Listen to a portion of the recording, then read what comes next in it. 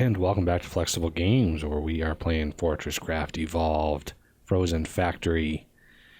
Well, I hooked the CPH here up to the mining system for resin, as well as gold. And I sent a line this way back here to go down to the cold caverns, because I want all that stuff. I want to make sure that stuff loads. So I've done quite a bit of work in between episodes. I just started playing the game and just kept playing, and it was weird. I didn't really know what to show, and because a lot of it was more of the same. One of them is this little system back here. Everybody will recognize the design, obviously. This is smelting iron. I looked at my iron vein that I've been mining pretty much the entire game, and there was only about 100,000 iron left in that, which, you know, is still a lot. I mean, it's still about it's many thousands of bars. 100,000 divided by 4, 25,000 bars. But I'm using quite a bit of iron for making the machine blocks and all that kind of stuff. Other things that have changed, not much else up here has changed. Just I've got 2 lifts on that and drills. Ooh, I did use a different system for loading and unloading my mine carts, or my cargo lifts. For my mine carts, I've actually got a couple bulk mine carts in there. They are a pain to build, but I've got a couple in there. I've got a ton of power. I've got 3 brand new turbines, all sending power down here, because I've got a system, massive amount of power, and I'm using the multi-matter mover to send into a single hopper. That's 1,000. Those things hold 1,000. There's 1,000 right there. Thank you to the person that told me that Tricky's hoppers work with cargo lifts. That has saved it. So yeah, I've got 2 multi-matter movers, which consume, every time the cargo lift comes down, it consumes about 50,000 power to send the iron over. So it's quite power hungry, but you know, I've got power, so I'm not too worried about it. Let's see, we got to head down to the cold caverns. I have done some work down there in preparation for the big push for the magma. So one of the things that I did is I had to wait a while to get all those heat conducting pipes working and built and in the geothermals. That's one of the most kind of labor intensive, because they go down, you know, we're at minus 250. They go down minus 1120 before they stop. So you're looking at almost 1,000 blocks to go down. And you know, that's 1,000 heat pipes, but they are all ready to go. They're all maxed out at 1120, and I've got the tubes connecting all the different segments ready to feed it the freeze-on. And I did put a battery over here, beaming power over to my cryo fighter over here, because this system is really tapped. I've got all 30,000 power beaming down here, because we are quickly coming to the point. Try to get by here before this stuff piles up. There we go. Now we're loading in. If this thing grows when I'm not in the area and the segment isn't loaded, I can come down here and it will all fall down onto the ground all at once. So yeah, we've got all 3 beaming power now. I've got Falcor bombers down here helping out. There's a light for us here. Just waiting for the world to load. I didn't think it was going to take this long. Come on. I mean, I see the lasers. The lasers are like, hey, there we go.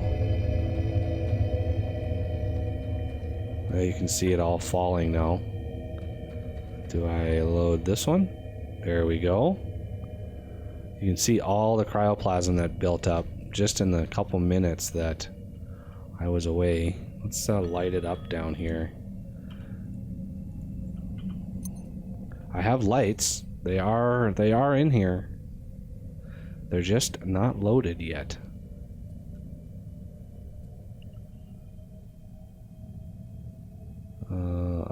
I see the blocks. The blocks are there. I know they're there. Oh, geez, that was a little too close. All right, so there is the cryo spawner right there, and this is kind of the end of the line. So down this way, I've got all the power beaming into here, and then a huge pit dug straight down, and down here, let's see if I can get down here and have it load. There we go. Here at the bottom, we have a little system for cleaning up cryoplasm. Because once we start trying to destroy this thing, it's going to go crazy with cryospawn. I mean, it's going to generate so much cryoplasm that we're going to have to try to fight it back. So in addition to this system, I need to put a couple batteries up a little ways and put some more defenses up there. Otherwise, it's going to be a lost cause trying to get that to work. I'm gonna give that a wide berth. Oh, sing to me, Dazzlers. You know, this loading issue really is kind of new. Falcor bombers are running out of ammo, which is fine. I'm not too concerned with it. I've got a couple thousand on me. But I would like to kick off the magma bore. We have all the power ready to go. Before I do, though, I want to kick off the matter moving of not a cough, the matter moving of the Freezon. And I'm going to use matter movers just because I don't think I need a huge chain of... Let's see, where is my... There it is, right there. All the way back here. Try to line this up right here. Is that right there? Yep. So, we have 5,000 in here, 5,000 in here, 3,200 in here. So that's 13,200 total compressed Freezon ready to go. Now, to get these things powered, I would like to get this one and this one kind of using the same sort of deal. Now, how to get power over to here? I could sneak underneath. I'm gonna blast it with power. And this is the line. Yep, right there. And then bring it down like this. That way this one's getting tons of power and it can feed maximum amount of power here. And now we're launching compressed Freezon over to here. And soon this will start delivering just like that.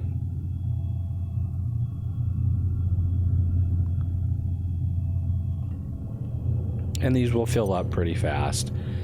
Most of these won't even use the Freezon because the batteries are full. When those batteries are full, it works just fine. So you can see the power in is starting to increase. The power out, 50,000, that is basically because I've got two batteries right next to one another. It's the only reason for that. But see, when it's not delivering any power, it's not actually using any of the Freezon, which is good. It doesn't waste any. Okay, so these are still going here. It's a lot of Freezon to kind of pack into the system. So it's going to be a couple hundred. Oh, probably maybe 500 once it's all done. So let's see how many of these. So we've got 200 in there already. Matter moving, I think, is a little, I don't know if it's a little faster or not. I want to say it is, but I could be wrong. So these are all going now. I got a slime party over there. I had to cover up where my slimes are dropping in. So now we've got basically 70,000 power going into this thing. Part of it is because we've got a battery hooked up. So we should max this out. Even with this thing going, this should actually go back up to 4,500 or 4.5 million, and it should finish it off. But while I'm doing the magma bore, I'm actually going to disable this process. I need to break the one over here too, because even if you've rebuilt that one, it wouldn't link up because this one has lost its link.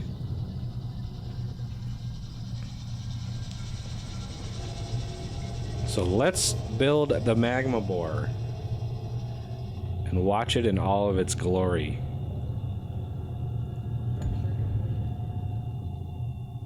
Bingo. It has started charging.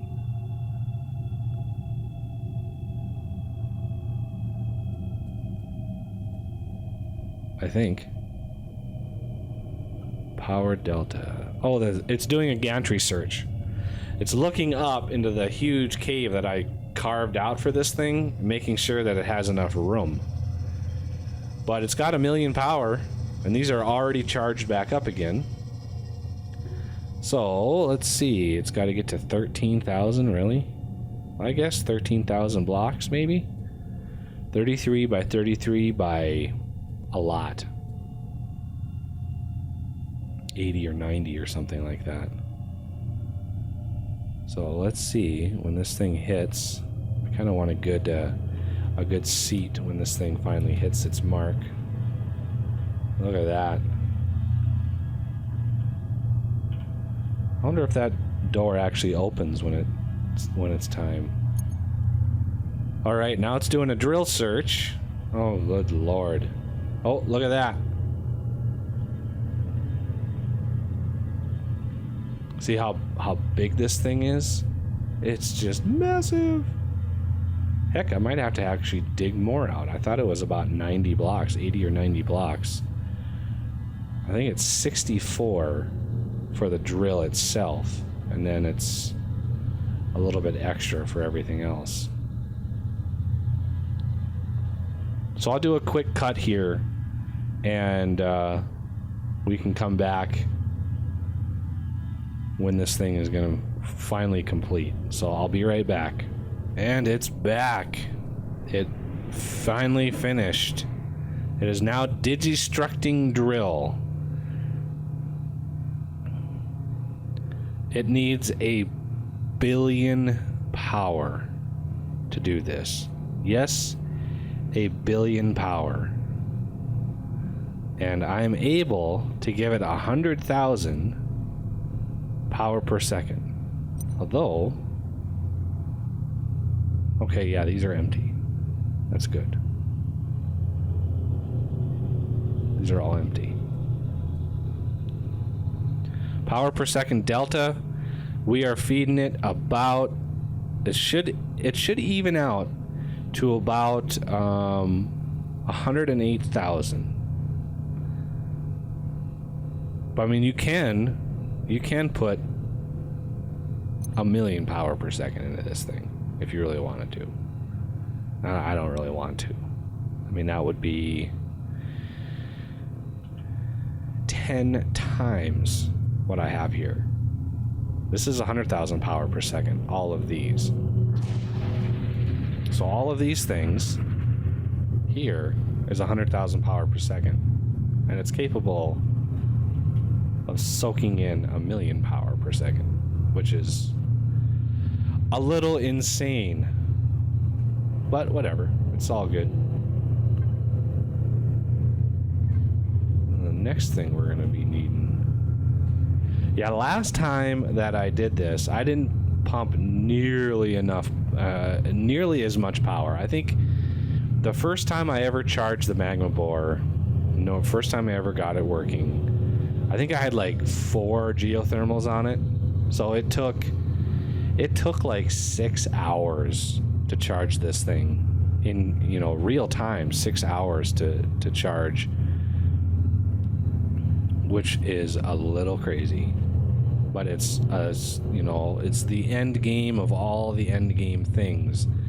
So that is to be expected. One little tweak I would probably do with this build is I would leave a space in between these 2 batteries on either side. One gap space. That way they're not trying to share power back and forth, and they're only going to dump power into the magma bore. Like, I don't want them to share power. But I can't move them now because all my lasers are based off of that. You can see this. I mean, this thing is... I haven't seen it since it got the new model. Last time I saw it, it was all the old sort of kit-bashed stuff that DJ had in it as a placeholder. But this one, I don't think I can actually... Whoa!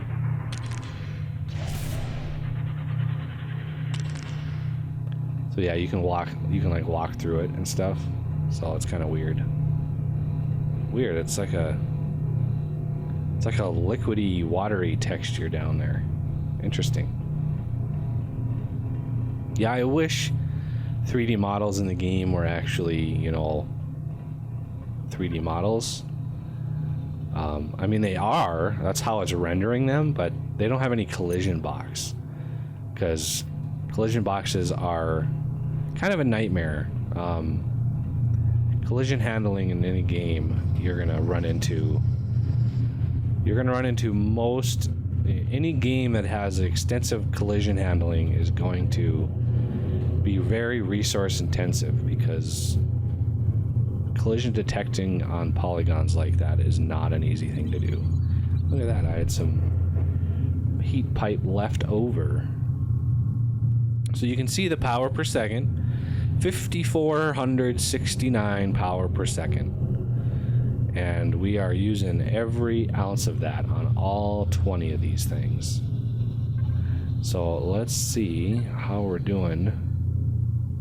Looks like we're doing good there. How many of these have we used so far? We've used 800. Yeah, I'm not 100% sure. If this settles down a little bit, I'll be able to look at the pipe right here.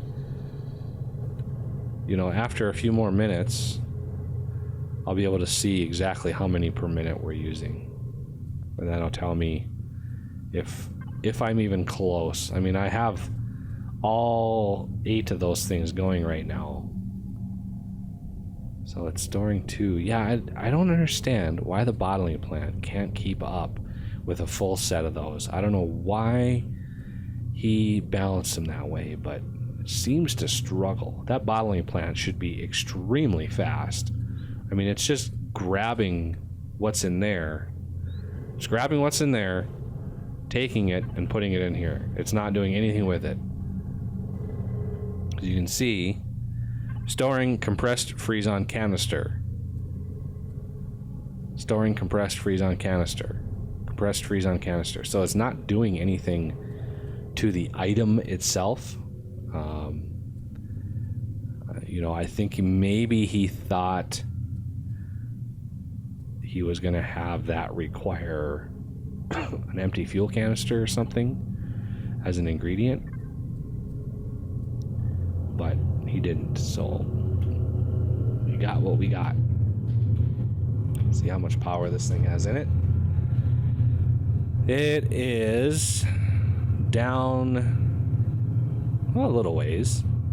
Yeah, it's evening out at about 109,000, which is right. It's absolutely right. Oh, now I'm stuck. I'm in laser land here.